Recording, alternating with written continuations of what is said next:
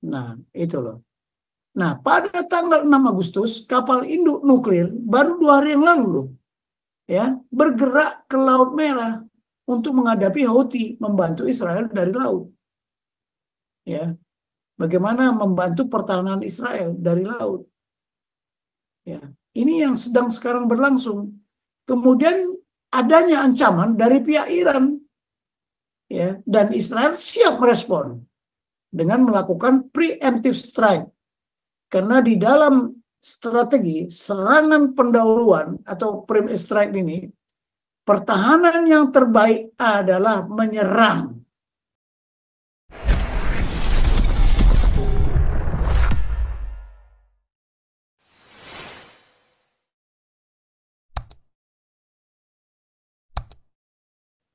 Menjadi apa? Who the next target? Jadi target berikutnya adalah dia. Ya, ini teroris, ini bukan mewakili negara. Nah, ketiga, kawasan ini apa ya? Saat ini sekarang, what is going on? Kawasan Timur Tengah saat ini menjadi area of interest bagi negara-negara di luar kawasan seperti USA, ya, Amerika beserta NATO, termasuk negara pendukung Israel, mitra Israel, dan Rusia, Cina, Korea, termasuk Indonesia. Karena apa area of interest kita? Coba. Ada kepentingan Indonesia kan di sana kan? Nah, itu loh. Nah, pada tanggal 6 Agustus, kapal induk nuklir baru 2 hari yang lalu loh, ya, bergerak ke Laut Merah untuk menghadapi Houthi, membantu Israel dari laut. Ya, bagaimana membantu pertahanan Israel dari laut. Ya, ini yang sedang sekarang berlangsung. Kemudian adanya ancaman dari pihak Iran, ya, dan Israel siap merespon dengan melakukan preemptive strike. Karena di dalam strategi serangan pendahuluan atau preemptive strike ini, pertahanan yang terbaik adalah menyerang sebagai respon terhadap serangan Iran. Kalau dia menyerang, walaupun ini masih berupa ancaman, ya, kalau ancaman itu nanti dilakukan yang benar, gimana? Cuman skenarionya bagaimana? Apakah dia melemparkan balistik, rudal-rudal balistiknya dia? Makanya Jordan pun siaga terus. Tapi Jordan pun sekarang lagi konflik lagi di dalam. Karena ada rakyatnya yang tidak setuju Jordan ikut membackup Israel. Ya. Nah, what next? Analisa peranggapan. Kemungkinan skenario serangan Iran terhadap Israel. Iran tidak akan mengulangi serangan berupa terhadap Israel. Serupa terhadap Israel seperti pada tanggal 13 Agustus. Karena gagal dan harus melewati kedaulatan udara wilayah Kerajaan Yordania. Ya, tapi skenario ini kan masih skenario. Yordania tidak akan apa? Dia pasti berpikirnya the worst case. Jadi bukan yang terbaik. Oh, Iran tidak akan mengulangi. Dia pasti siaga penuh ini Yordania ini. Kemudian kedua, kemungkinan yang kedua paling mungkin adalah serangan yang sebagian besar melibatkan rentetan rudal dari proksi. Ya, rudal boleh, tapi dari Houthi, dari Hezbollah, dari siapa? Dari Hamas. Nah, itulah. Ya. Dari Lebanon dan dari Yaman serta Suriah dan Irak. Ini paling mungkin dilakukan. Kalaupun dia mau mengeluarkan pasukan daratnya, pasukan tanknya, ya mesti dari daerah itu tadi. Ya, tadi sudah kita lihat petanya. Sebagai hukuman yang akan mereka berikan untuk Israel. Katanya mereka akan menghukum Israel. Nah, what if? Apa yang akan terjadi jikalau? What if? Bagaimana kalau Rusia, Cina, Korea Utara ikut berpartisipasi dalam perang Israel dengan Iran beserta proksinya dan pendukungnya seperti Turki lah umpamanya kan, dan menggunakan rudal balistik yang berkepala nuklir, maka akan terjadilah perang dunia ketiga. Ya. Nah, apa yang akan terjadi? Apa yang akan terjadi jikalau what if? Bagaimana kalau Amerika menggunakan senjata elektronika? Sekarang matra pertempuran. Jadi matra darat, matra laut, matra udara, matra angkasa, matra cyber. Cyber itu menggunakan elektronika. Menggunakan elektronika. Yaitu apa? High Frequency Active Auroral Research Program. HARP. Bagaimana kalau Amerika menggunakan ini? Jadi kalau terjadi perang, Iran itu bisa dibikin dengan HARP bencana loh. Bencana di Turki kemarin itu kan sebenarnya ini yang main, ini yang bermain. Ya nanti kita lihat seperti apa. Jadi bencana-bencana sekarang, mau tsunami, mau apapun gempa bumi itu bisa dirancang dengan menggunakan high frequency ini. Ya. Karena Amerika sudah mempunyai programnya ini, ya. Kemudian perang mengerikan di masa depan dengan menggunakan ribuan drone pembunuh. Ya, ribuan drone pembunuh. Nah, bagaimana kalau Amerika menggunakan ini? Musnahlah semua manusia itu. Makanya sekarang tergantung masing-masing pemimpin sekarang. Tergantung kepemimpinannya. Apakah bisa Israel berdamai dengan Palestina setelah terjadinya peristiwa ini? Alam walam, ya. Jadi kalau Amerika menggunakan kedua teknologi persenjataan yang baru ini, kita nggak usah ngomong lagi lah. Bisa saja nanti Iran itu bisa diguncang dengan gempa bumi lah, apalah macam cara lah. Ya, dan teknologi ini belum dimiliki. Ya, sarana kekuatan seperti ini tidak dimiliki sebagai instrumen ya yang digunakan untuk perang. Ya. Nah, kemampuan ini dimiliki oleh Amerika. Karena Amerika membantu Israel, mau nggak mau kalau terpaksa akan digunakan seperti itu. Kalau ngotot. Jadi baik Korea, Cina maupun Rusia ya akan dibuat seperti itu sebelum dia berangkat menyerang. Tapi kalau informasi yang ada sekarang, Rusia juga sudah mulai mengirimkan peluru kendalinya ke Iran. Memang makin gawat lah. Nah, itulah situasi ya. Tapi saya tidak buat perbandingan kekuatan dan kemampuan masing-masing negara.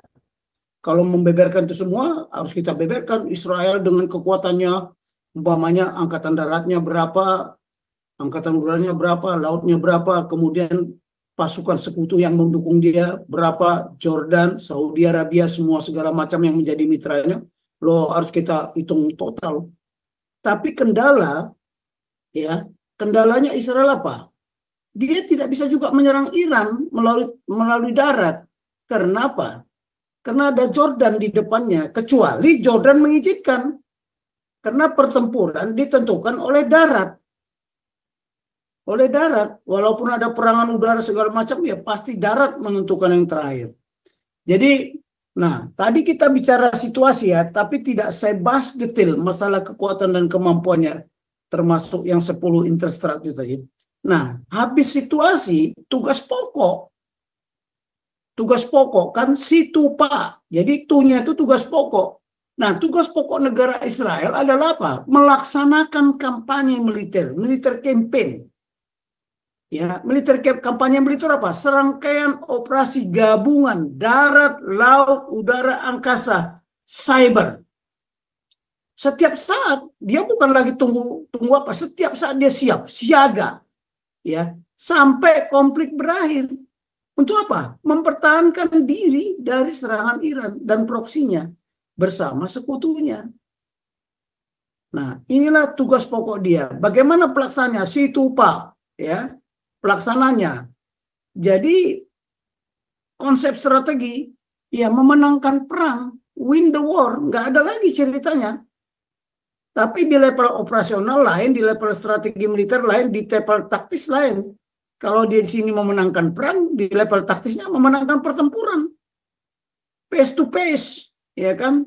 Nah, hapusnya Hamas, Houthi dari Hezbollah, saya kira ya Hamas, Houthi, Hezbollah ini ya dilenyapkan oleh Israel. Saya kira mayoritas ya negara di dunia setuju. Kalau kita voting gitu ya, berapa negara setuju, berapa negara setuju, pasti lebih banyak yang setuju karena ini melakukan tindakan-tindakan teroris, tidak gentleman gitu ya.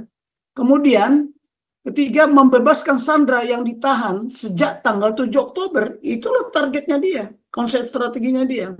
Nah, konsep dukungan pasukan yang berada di dalam NATO, dia konsep dukungan ya adalah pasukan yang berada di dalam NATO, USA, Prancis, Jerman, Belanda, Kanada, Australia dan lain-lain. Tapi bersamaan konflik ada di Timur Tengah sekarang bergejolak juga konflik di wilayah Prancis, Jerman, Belanda karena ya kan ini adanya orang tidak suka sama saudara-saudara Muslim yang ada di daerahnya. Nah, ini kok bisa bersamaan semuanya ini. Kemudian konsep bantuan. Kalau bantuan itu tidak terlibat langsung ya, dia membantu dari negara mitra, dari kerajaan Yordania, kerajaan Arab Saudi, India, dan lain-lainnya. Karena kerajaan Yordania juga terancam. Kerajaan Iran, kerajaan Persia dulu yang dipimpin Shah Reza Pahlavi bisa tumbang, jangan-jangan mereka juga menginginkan ini bukan kerajaan lagi. Ya kan, Libanon pun sekarang sudah gawat itu. Ya. Nah, kita lihat inilah konsep pelaksanaan. Tapi saya hanya garis besarnya saja. Kalau bagaimana face to face pertempuran taktiknya bagaimana, saya tidak akan sampaikan di sini karena bahasanya lama sekali. Tapi rencana kampanye itu sudah dipersiapkan nggak? Sudah. Ya, kita saja yang tidak siap. Ya, rencana kampanye itu rencana menghadapi kontingensi karena ini perang, ya makanya rencana kampanye militer. Tidak hanya kampanye militer, rencana kampanye tentang wabah penyakit atau kesehatan itu juga harus dibuat. Ya, mereka sudah siap semua. Ya, kenapa dulu COVID? COVID juga udah bisa diatasi sama Israel. Ya, tapi inilah situasi, tugas pokok, pelaksanaannya, ini konsep secara garis besar ya. Nah, legalitas. Kalau bicara administrasi dan logistik, itu bicara legalitas. Apa legalitasnya Israel untuk melaksanakan perang? Ya, dia patuh nggak pada ketentuan-ketentuan hukum perang dan hukum humaniter? Ya, patuh dia nggak kepada resolusi PBB? Ya. Kedua, kesiapan dukungan logistik perang. Loh, kalau kita lihat, ya, dukungan logistik terhadap Israel itu cukup besar dan dia negara kaya, dia punya uang semua. Tapi kalau dibandingkan dengan Iran sekarang udah mau bangkrut kok. Dia habis di embargo. Ya. Jadi konsep rencana kampanye itu ada 4 cara bertindak fleksibel namanya. Pertama, diplomasi. Kedua, tidak bisa diplomasi, yaitu embargo. Ya, embargo ekonomi. Ketiga, dia nanti kalau sudah tidak bisa lagi dengan itu, dia pakai gun diplomasi. Kalau tidak bisa juga lagi, ya penduduk-penduduknya, warga negaranya disuruh mengungsi. Nah, kita lihat sekarang sudah banyak yang mengadakan pengungsian kan. Indonesia sebenarnya harus cepat. Jadi warga negaranya yang ada di Syria, yang ada di Libanon, yang ada di Yaman, yang ada di negara-negara yang berkonflik sekarang harusnya segera dievakuasi. Karena peranggapan ini berindikasi menuju kepada fakta. Nah, kesiapan dukungan logistik Israel lebih siap daripada Iran. Ya, karena Iran sendiri bergejolak di dalam. Nah, komando. Kalau kita lihat ya, komando, kendali, komunikasi, koordinasi, informasi intelijen, Israel mempunyai satu garis komando.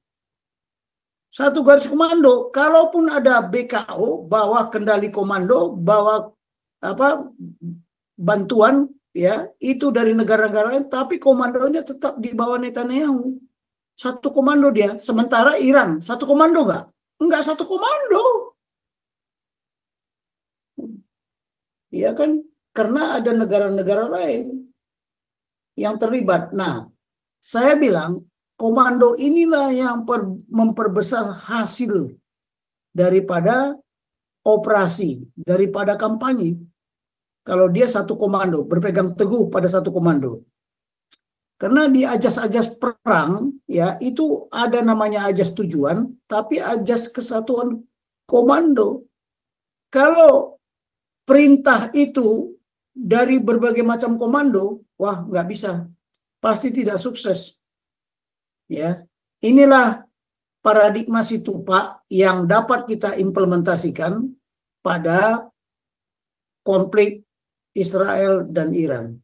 Sebenarnya Situpak ini bisa untuk semuanya, karena rencana kampanye, rencana operasi, rencana taktis, isinya ya Situpak semua itu. Tapi beda keluasannya, kedalamannya. Ya, baik. Ada yang mau ditanyakan sekarang? Sampai di sini dulu penjelasan saya. Mungkin ada yang mau ditanyakan.